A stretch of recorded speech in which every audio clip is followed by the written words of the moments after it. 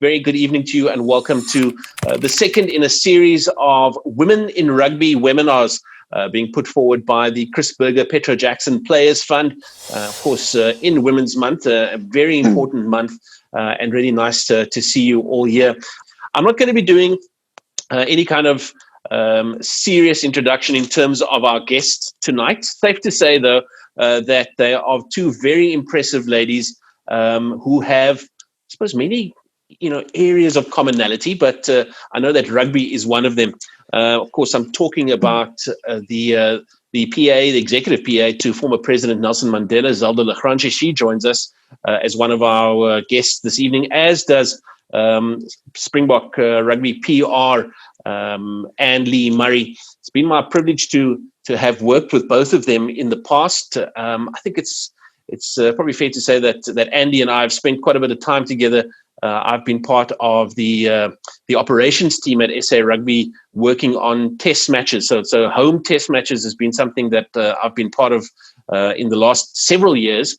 And Andy has made sure that I've towed the line, believe me. And she's certainly run a very tight ship. And what a privilege to have worked with such a professional lady. So we'll certainly get all of the inside stories, all of the backroom stories from her and from Zelda in the course of a chat with our interviewer, Dr. Patho Zondi. I'm going to talk about Patho in a second, but before we get to her, I think, though, I want to mention the Players Fund. I've said that obviously this evening's webinar allows us to draw the spotlight and put it on the Players Fund. Women in Rugby is the title, but hopefully the beneficiary will be the Players Fund, the Chris Berger Petro Jackson Players Fund.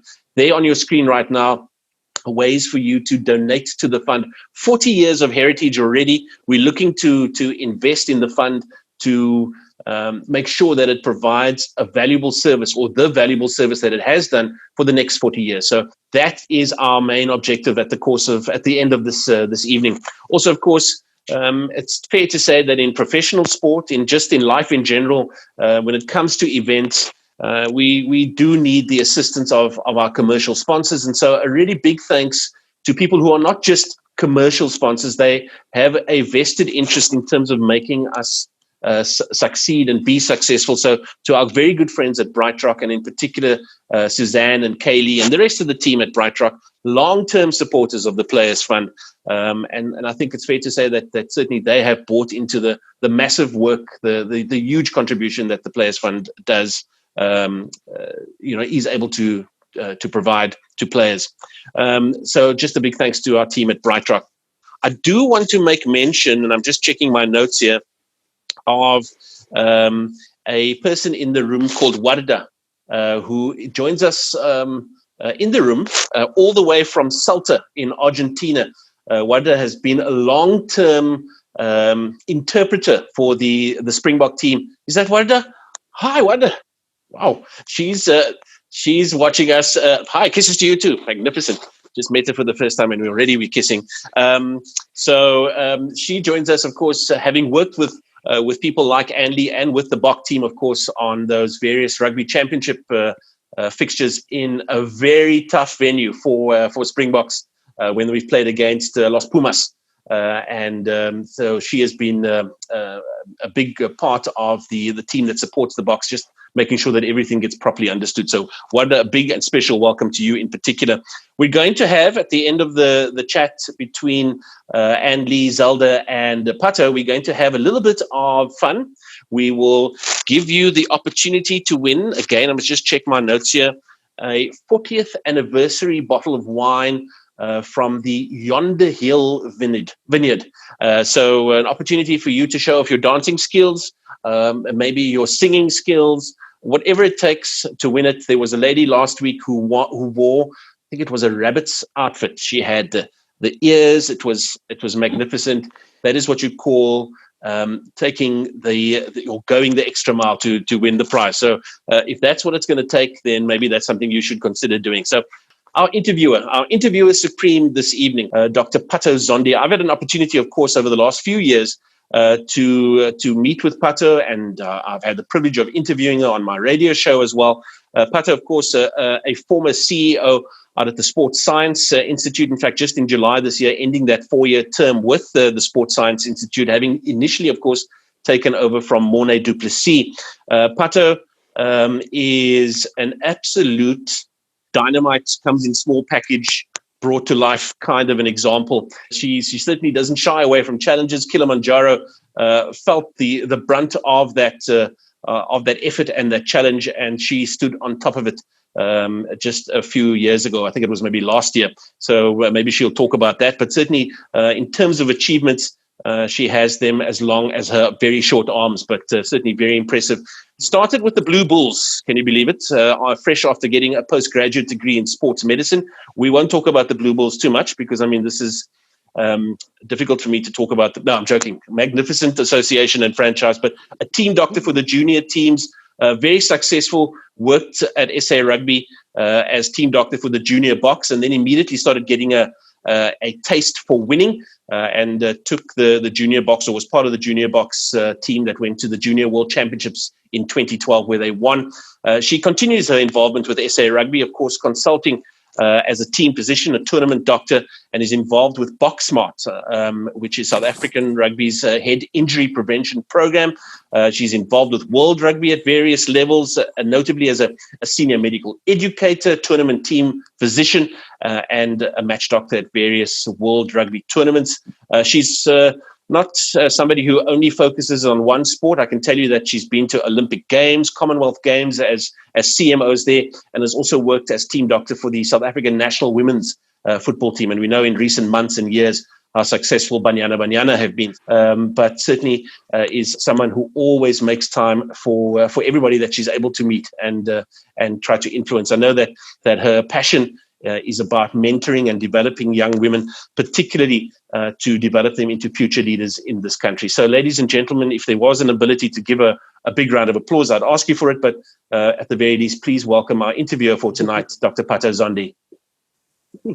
Good evening, Jeremy, and thank you for the very grand introduction.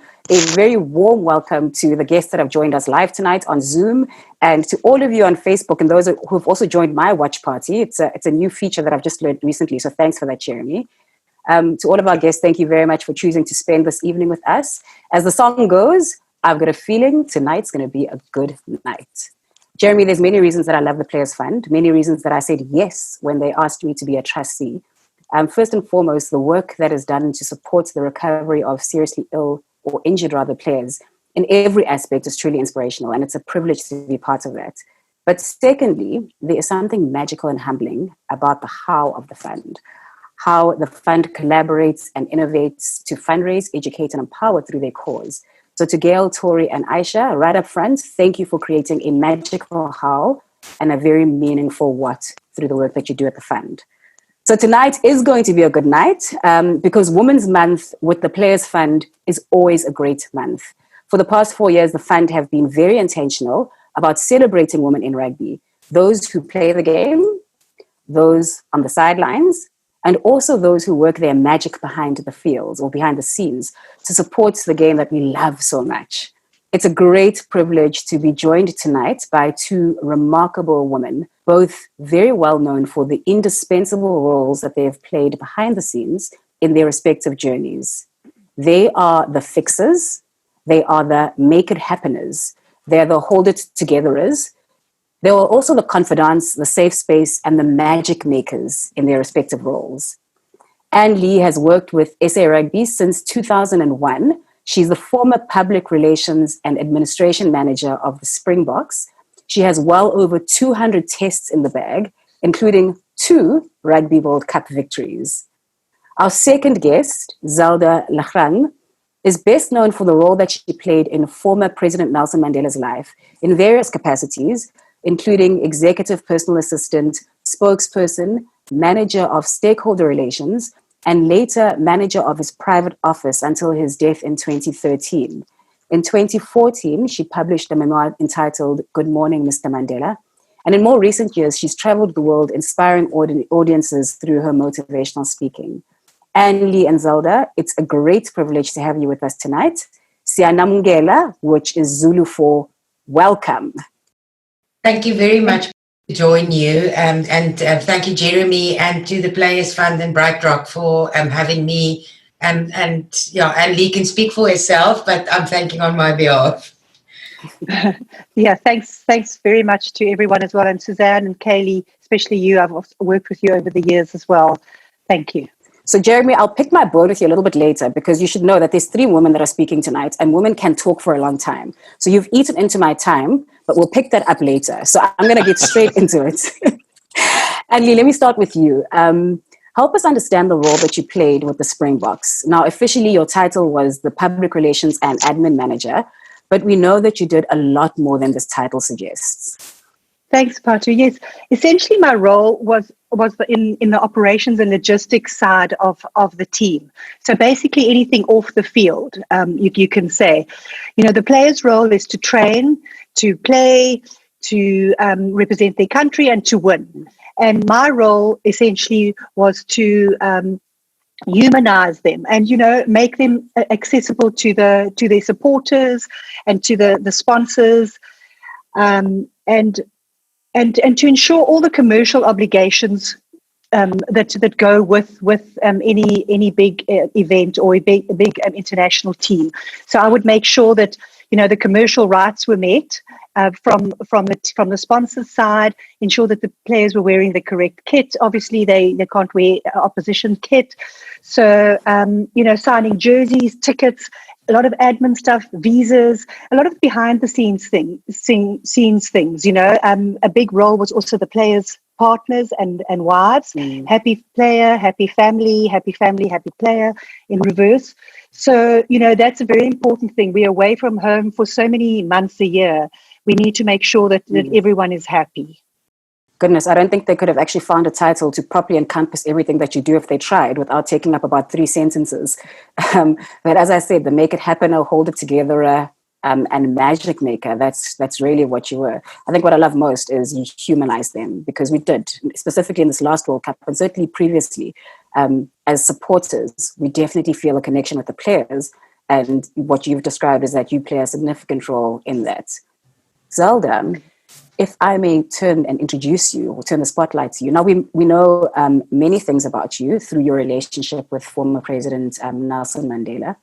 But before we get there and into that detail, since we've been brought to this platform by rugby, may I ask you what your personal relationship or history with rugby is? Yes, I wish it was something as spectacular as Annelee described her role. But my history with rugby actually started at a very young age. My father was the logistics manager of the South African breweries. And of course, as you know, they were in partnership with SA Rugby. And of course, I'm referring to the apartheid years.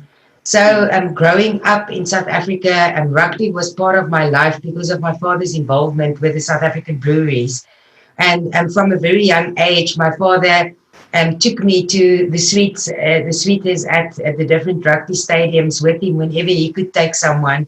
I'm a real daddy's girl, so he took me everywhere, and rugby became really part of my life at a young age.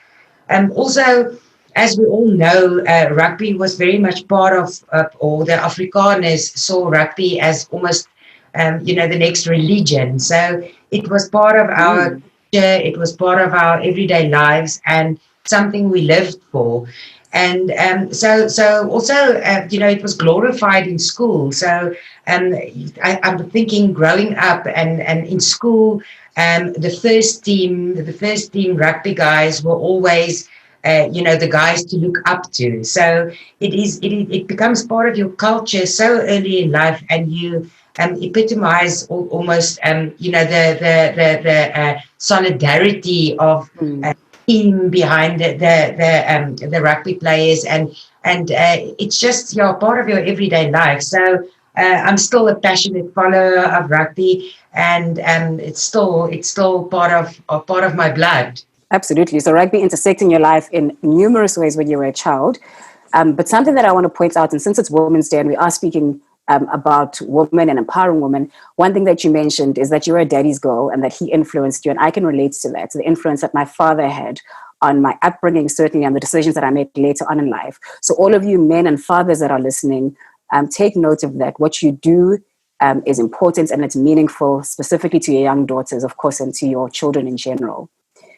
Annelee, you also have a childhood history with rugby. You grew up in a sports-mad family. Similarly, your father played rugby for Eastern Province. Your grandfather served on the board with Donnie Craven.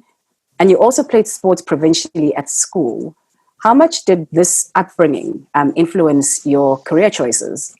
I think it did influence my career choices. I mean, I love people and I love sport, so I could merge those two.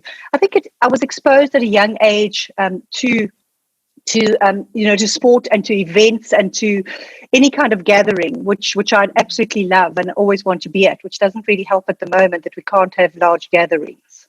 And it is a difficult time for all of us, given the curveball that has been thrown our way by COVID-19. Speaking of rugby, while we were still enjoying it in its full glory, Zelda, one of the most iconic moments in South African rugby history is when our former president, Nelson Mandela, wore that Springbok captain's jersey at the Rugby World Cup in 1995. I mean, we all know how significant this gesture was, given where we found ourselves as a country at the time. So my question to you is, were you part of this planning when it happened? And how did it shift things in the political and workspace? No, Patho, I wasn't part of the planning. I really, it was all Madiba's genius. A few days before the final, I actually heard, there was quite a lot of ructions in our office. You could hear people talking loud, and suddenly Madiba's private secretary at the time was Mary Nkladana, and I heard her on the phone with Francois. And the next moment she came into my office and she said to me, would you like to have tickets to go to the final? And of course I was so grateful. And I took my father, to pay him back also for all the years that he took me to his rugby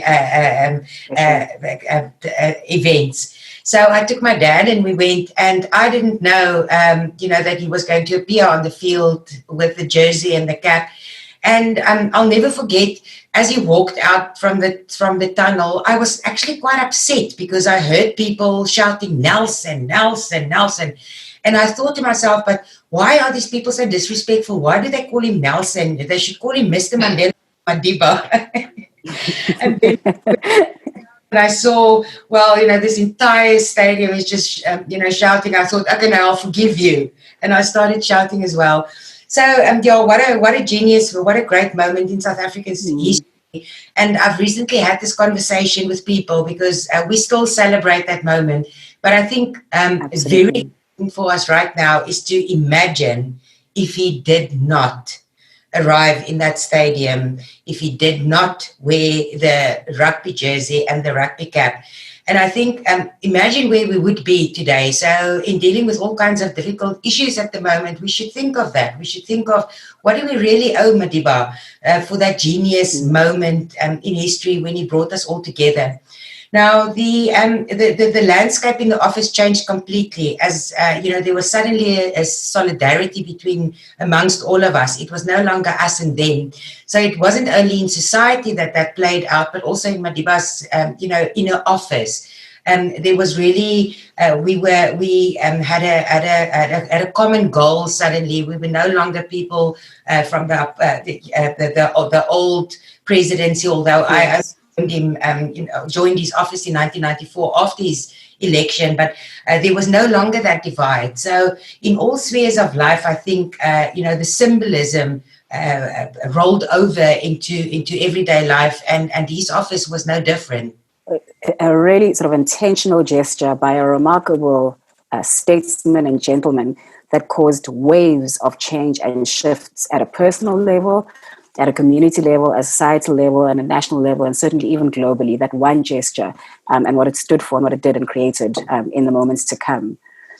Annelee, 6 years later, you joined the Springboks, and you've spoken about your early days there, and you said you've previously mentioned that it took a while for you to find your feet in rugby and to find your niche.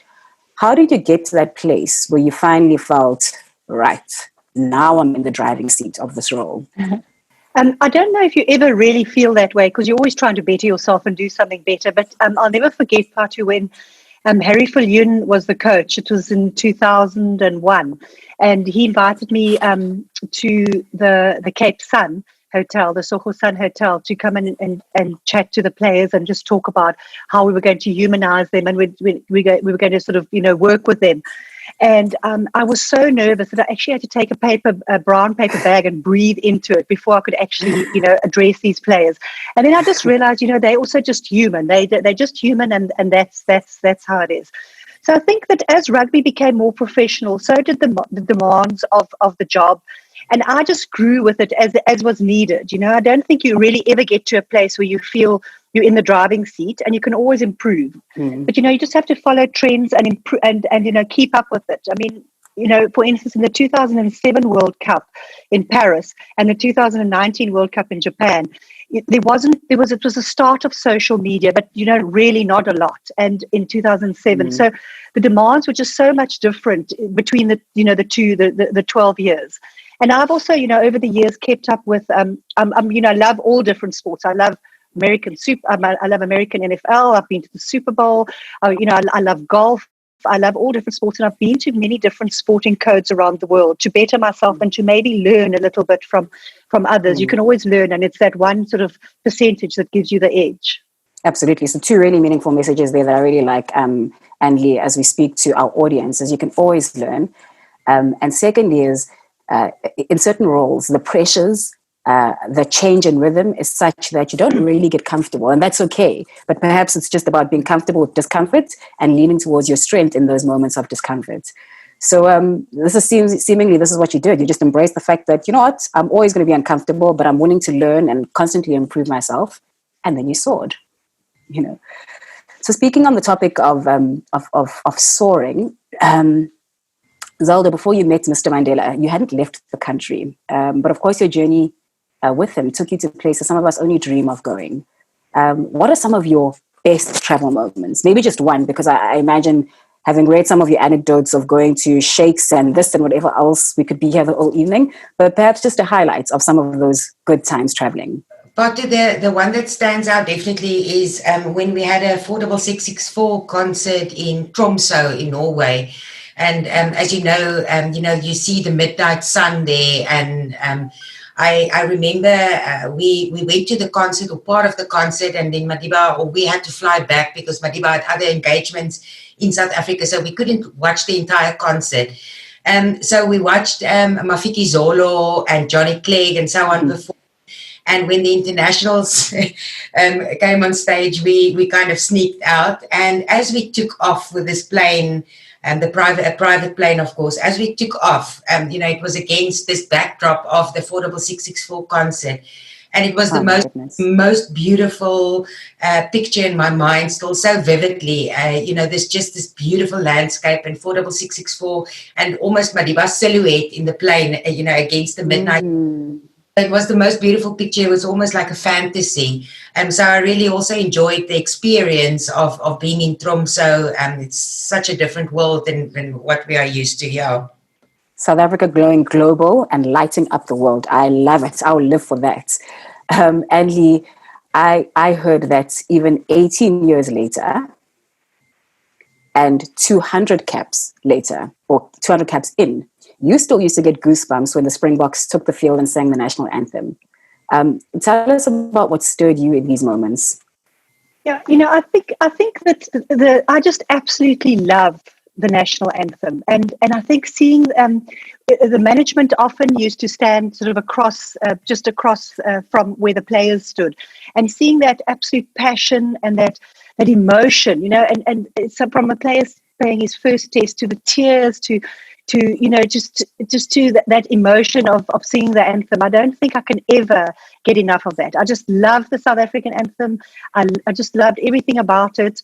I started, in 2000 and not everyone knew the anthem words at that stage. And just sort of, and I've, been with the team, I think it's 225 tests, and I've just loved singing it every time. And there's actually also, the lot of the management, Rene always teases me, our physio Rene always teases me that I always sang the the opposition anthem as well, because I just love the anthem. I love the Scottish anthem, the Welsh anthem. I loved singing it, and I always had to sort of stop myself because the players would glare at me, and that's not really patriotic, Annelee. You're like my husband, and I get so upset with him when he does that. When he starts singing the New Zealand anthem, the England anthem, and the I'm like, stop it. You are not with the enemy in this particular case, or the opposition is probably a better word. But I can relate to that, having been a medic that stands opposite those players, and you know their journey, which I think is what becomes so emotional. But you also know that they're playing for a bigger cause. When they're wearing that green and gold, something different happens. Now, Siya Kolisi was interviewed a number of times during this last World Cup. And he was often quoted as saying the team was playing for South Africa and playing to inspire hope in the country. Barack Obama, when he was elected as president, wrote in an open letter to his daughters, he said, "It is only when you hitch your wagon to something bigger than yourself that you realize your true potential."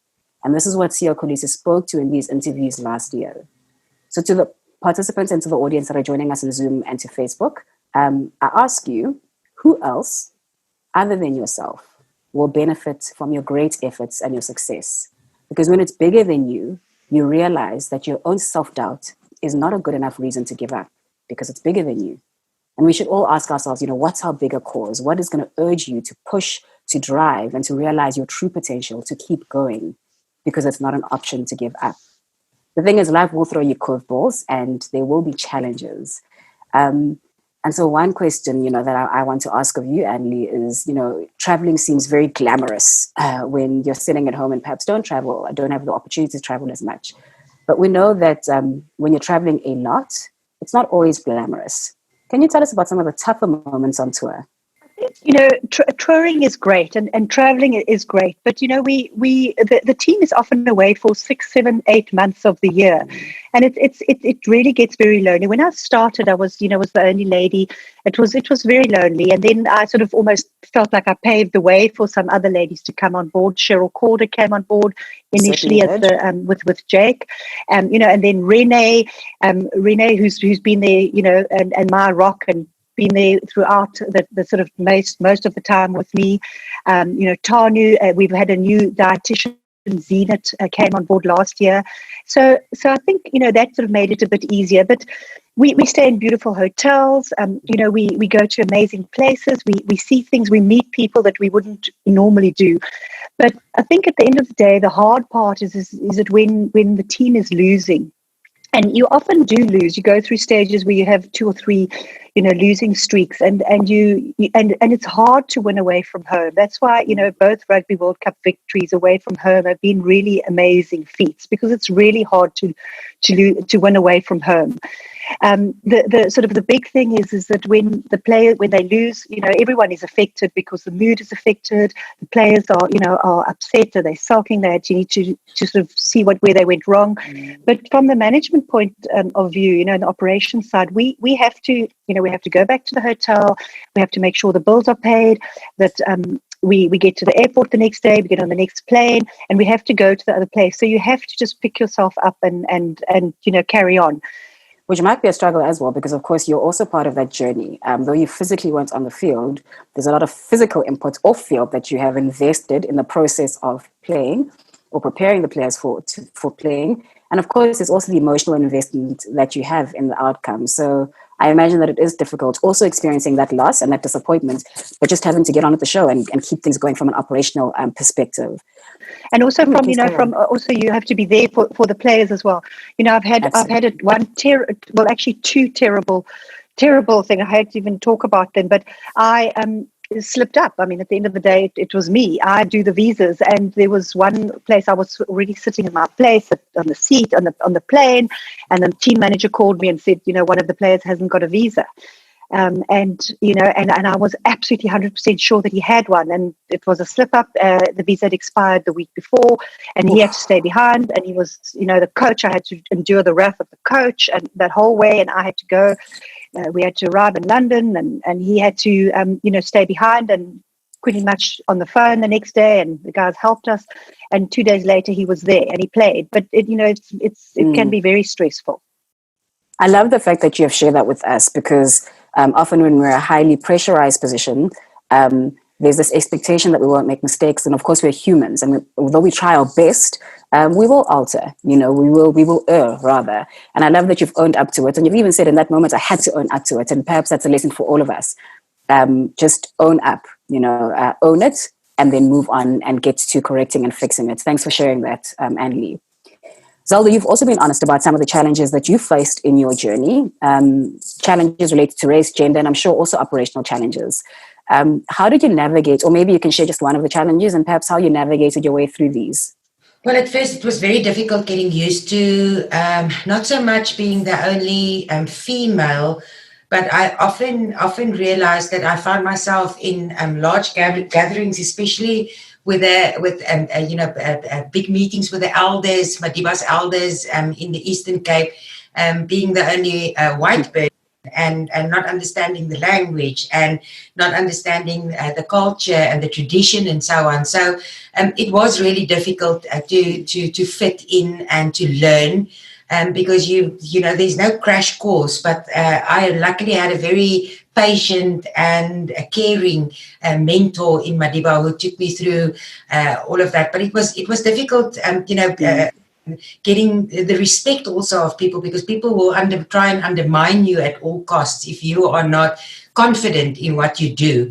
So as time grew, I had to just find that inner confidence really to deal with the diversity that I found myself in, and the knowledge that I gained from Madiba as far as the tradition and the culture and so on, and to then live it with confidence and partake in it with confidence and respect. I love that. And again, another message I want to bring out: people might undermine you if you're not confident in what you do. But Zelda pointing out what you can do to gain confidence. And the first thing is gain knowledge. So that's really important. You shouldn't be confident, or you can't be confident if you don't have knowledge about what you're trying to do or trying to achieve. Gain skill. And of course, also some of it is about that self-belief. But now, speaking about challenges and curveballs, we have every single one of us sitting in this room and virtual room, have all been thrown a curveball in recent months. The pandemic globally has caused what I'm going to call a big change moment. Well, it's caused havoc, but the havoc has forced us to introspect. So we're all going through a big change moment. And this will be a defining period in all of our lives because of the pandemic, but also for how it's affected us, which is all very different. The Women in Rugby series is proudly brought to you by BrightRock, as Jeremy said, and a significant theme in the BrightRock narrative speaks to life's big change moments, being ready for them and also being ready to adapt when they come. Andy, if you look back at your journey to date, can you share one of your big change moments with us? What happened and how did it change your trajectory, or how did it shape your journey? Patho, my change moment, I think, came quite late in my career. It was when my dad passed away last year. In April last year, and it was just before, sort of the international season began and the rugby championships and the World Cup, and he was so excited, about it, and I just was so sad that he wasn't there for it, and it made me look at life differently, and have a far greater personal sort of reward focus to my work. It allowed me to actually enjoy the highs of the journey. In the moment, like winning the Rugby World Cup, the rugby championships, whereas I always previously wouldn't have taken that moment to be in the actual moment. And without that, I think, and that was a big change moment, for me, and I could soak it up and just enjoy it. And I think it's kind of why we find ourselves now as well, is just to be a bit more introspective and have a bit more introspective and just be live in the moment and just accept what you can't change. Absolutely, and appreciate the small things, because the small things are actually the big things. Yeah. So I'd like to ask you the same question. Can you share a big change moment in your journey? Yes, it was in the early 2000s, Patho, when Madiba arrived at the office one morning. I would usually fetch him at the car and then escort him to his desk. And on this particular morning, I saw that he was pensive. He was busy with something in his head. And I asked him, I said, hello, Kulu, as I usually greeted him. I said, how are you? And he said to me, no, he's not well this morning. I thought he's ill. And I said, why? What's wrong? And he said to me, I had a dream last night. I said, what did you dream about? I thought, what kind of nightmare do you have as Nelson Mandela? And he said, no, I had a bad dream that you were leaving me. And I thought, what does that mean? I said, what do you mean I left you? He said, no, you left me and you went to work somewhere else. Now, at that stage, I was in my early 30s and I had, I had plans for my lifestyle. I wanted to get married. I wanted to have children. I wanted to move away from the busy life. But that was a defining moment for me in my career when I realized this is going to be part of my life for the rest of my life. And, how do you neglect something like that? How do you walk away from something like that? And emotionally, of course, I was very, very attached to him. And that was definitely a moment that changed everything for me. And I think I still sit here today speaking about him and speaking about my experiences because of that moment. So really, you don't recognize those moments when they present themselves. But I firmly believe that one should grasp opportunity and whatever, even if it's a bad experience, grasp it with all that you've got, because it may lead to something much greater than you actually. Jeez, that gives me goosebumps listening to that, Zelda. I've never personally heard you tell that story. And, I can just, what you describe, what you thought you were going to do with your life when he asked that question and how it just shifted your life so significantly. I'll ask, although I think I know the answer, was it worth it? Absolutely, without a doubt. I don't regret one day. And if I had the choice again, I would do exactly the same. Well, there you have it. The big change moments and how you adapted or reacted to it being absolutely worth it. So I'd like to steer the conversation to talk about values. Now, World Rugby has identified integrity as one of rugby's core values. You, Zelda, have delivered numerous talks on global platforms, and often you spend time on the topic of integrity. Can you share your take on this, the importance of integrity in life and in leadership? Yes, I think it's something, if we just read the news today, we're all gutted by the level of corruption in this country. And I'm always reminded of two things that Madiba said. He didn't quote this, but it's a quote that I really found that really explains how he felt about it. The quote says, if you have integrity, nothing else matters. If you don't have integrity, nothing else matters. And he said also that if you question a person's integrity without valid reason, it could well be a reflection of your own integrity. Now, to me, what that means is integrity is a very sacred, subtle thing that we need to deal with a lot of respect. It is. Once your integrity is destroyed, you cannot repair it. You can't find it you can't renew it. So it is something of the utmost importance, not only in society or in politics, but in our everyday lives. And I strongly believe that where we are today as a society in South Africa specifically, people complain about the corruption in government and government resources and so on. But then people are fast to, well, not so much in Cape Town, but I know in the north, people are very fast to bribe a cop or to pay a bribery for any kind, to do something illegal. We need to look at integrity as a society and hold people to account to a certain standard, but also hold ourselves to account to that standard. I quite like that. First, remove the log in your own eyes. Annelee, just to speak to another value, one of the values of the Players Fund is to be approachable and ready available, and only a phone call away from the recipients is what is written on the fund's website. And between Gail, Tori, and Aisha, they definitely are. I can attest to that. Now, an article that was published in Rugby magazine a few months or years ago wrote that your phone was on 24 hours a day, and if a player called you at 3 a.m., you would be available to deal with it there and then. So it's clear that in your role, you were accessible and approachable, and this was important to you. Was this pure passion and dedication to your role? And if you were available 24/7, my question to you is, when did you get downtime, or how did you draw boundaries? I think that that's one of the things in my sort of semi-retirement now that I said to you earlier, is that I'm enjoying not having the phone sort of permanently at my on my ear. But I think, if people take the trouble to phone, or they're wanting to phone, or they want a question, or you need to be there and answer it and get back to them as soon as possible. But when you're in camp, you do need to have your phone with you all the time. I mean, it could be anyone phoning you. It could be the president's office, which it often was.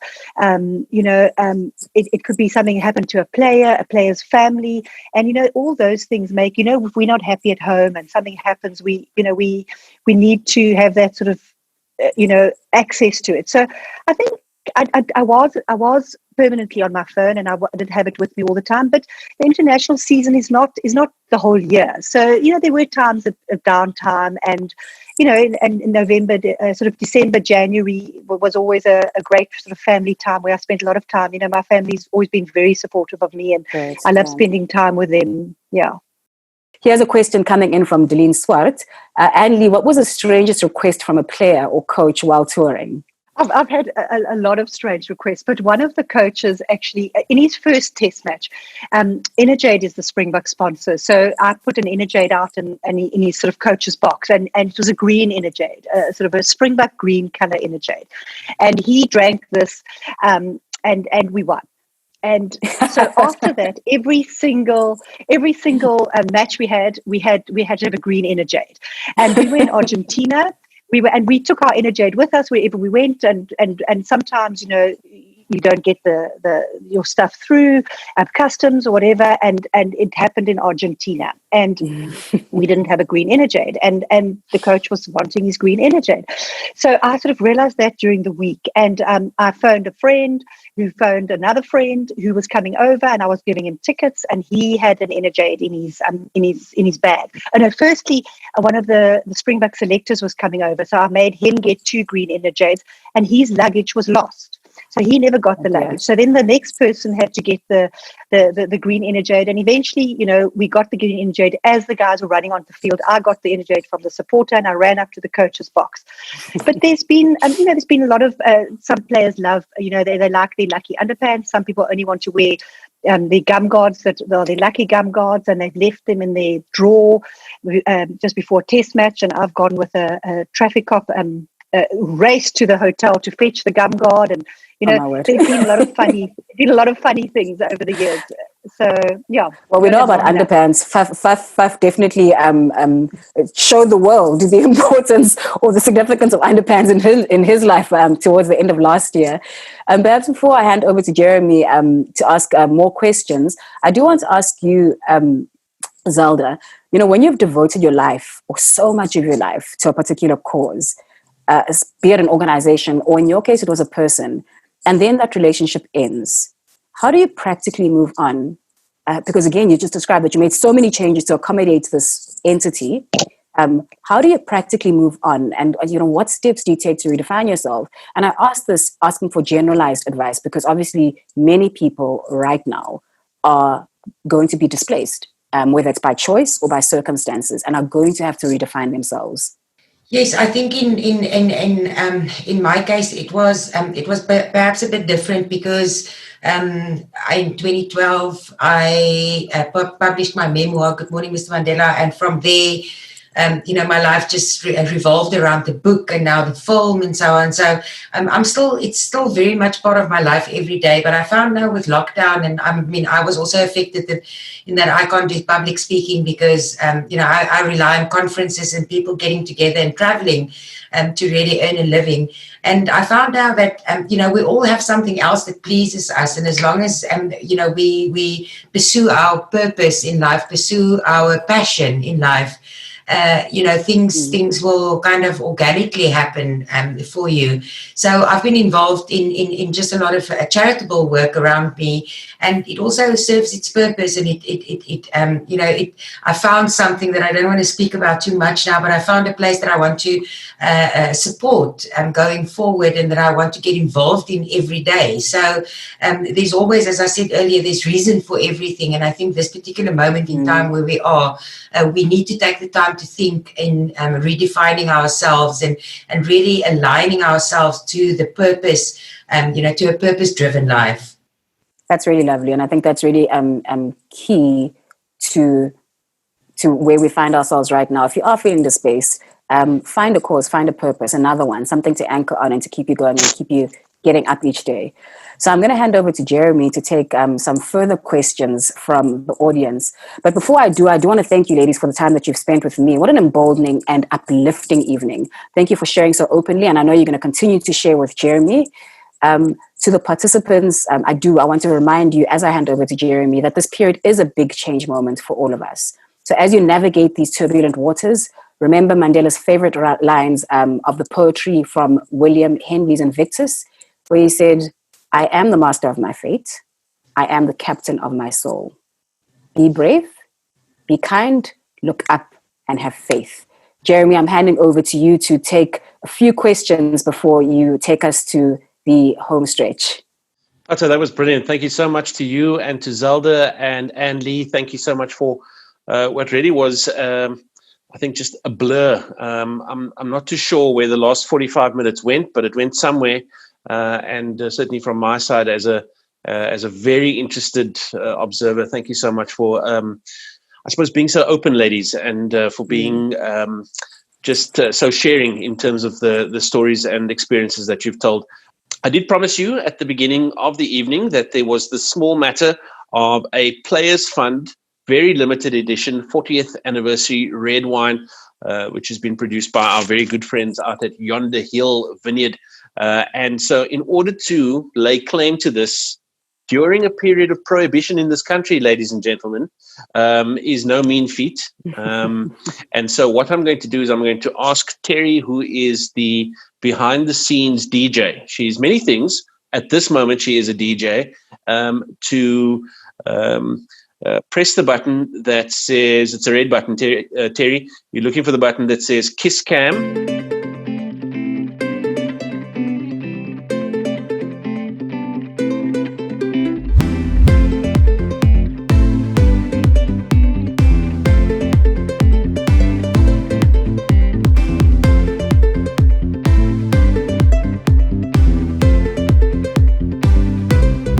Very good. Well done, everybody. Not too sure, but yes. Okay. So we've got to now make this presentation to our winner of the Players Fund 40th anniversary red wine from Yonder Hill Vineyard. Goes to Mary Ann Morgan. Well done, Mary. We were particularly taken by the whole Springbok green that you were wearing, so definitely put a bit of thought into that. But then also your dance moves were just so much better than Patho's, and so that also gave you the edge. Thank you very much, everybody. Once again to Dr. Patho Zondi, of course, for being a magnificent interviewer. Patho, to you, thank you so much, particularly, of course, for all of the research that you put into this. There was some very thought-provoking, very insightful questions being asked there. And then, of course, to our two guests, Annelee Murray and Zelda La Grange, thank you for, I don't know, man, just for being the magnificently strong, determined role models that you are, not only from a sporting and rugby perspective, but just in terms of this country, where I think it's fair to say you have already had a very positive impact, and certainly I've got no doubt that you will do so, or you will continue to do so into the future. Just so that people can see how to make donations to the Players Fund. Of course, there's any number of ways to do it. EFT into a bank account with the Standard Bank. There's also various mechanisms in terms of those donations, and of course all of the information available off the Players Fund website and on their Facebook page. So it's time for us to go. I must just mention I'm just mention the guest for next week, and this is to Andy's point earlier on in terms of the happy family, happy player. We've got some of the players' families who are involved next week. Bridget van Zyl, who is a mom to 3 professional rugby players, including, of course, current Stormers lock Chris van Zyl. He's worn the captain's armband more than a number of occasions. And then Brian Habana's wife, Janine Habana, She's going to be joined as well by their interviewer, Kola Nchinga, who will be doing all of the tough questioning and have lots of fun with them and get them to recall stories, recall experiences, and just talk us through their own rugby experiences over the past many years. So, ladies and gentlemen, once again, all that's left for me to do is to say thank you to all of you.